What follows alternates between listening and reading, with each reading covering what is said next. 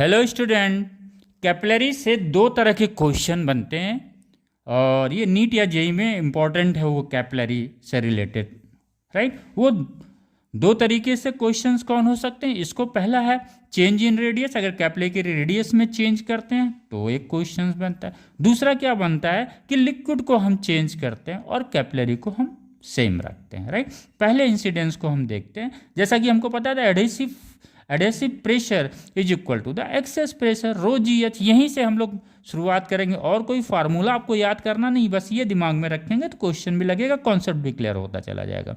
H equal to क्या हो जाएगा, 2T R rho g. Right, h equal to 2T capital R rho g. Rho is the density.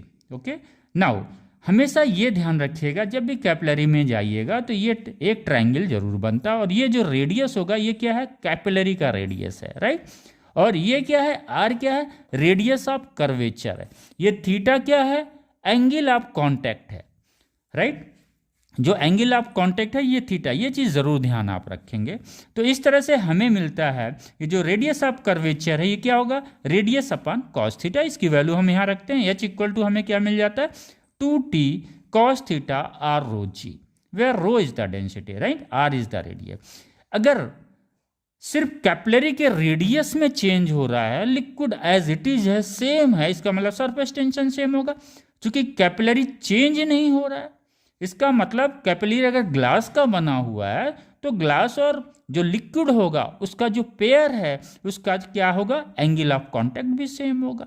यानी angle of contact भी same है, liquid change नहीं हो रहा है, सरफेस टेंशन भी सेम होगा, लिक्विड चेंज नहीं हो रहा, डेंसिटी भी सेम होगा।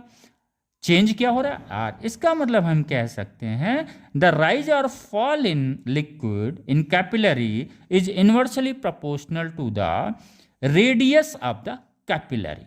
राइट, ऑन टू दैट अगर हम प्रोपोर्शनली कांस्टेंट हटा देते हैं इसको, फिर क्या हमें मिलेगा, आइए, h into r equal to constant. इस तरह से हम लोग ये क्वेश्चन लगा लेंगे। अगर 3-4 कैपिलरी दिया तो हम 3-4 के रेडियस अलग अलग होंगे, हम इसकी हाइट निकालते चले जाएंगे, पहला।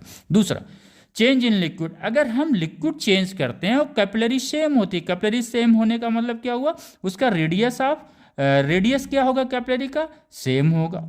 राइट, और कैपिलरी सेम होने का मतलब उसका मटेरियल भी सेम होगा। अगर ग्लास कैपिलरी है तो ग्लास कैपिलरी रहेगा, इसका मतलब ये तो सेम रहेगा। लेकिन अगर लिक्विड चेंज होगा तो क्या होगा, सरफेस टेंशन चेंज होगा, एंगल ऑफ कांटेक्ट चेंज होगा। हम कह सकते हैं यह चीज़ डायरेक्टली प्रोपोर्शनल टू द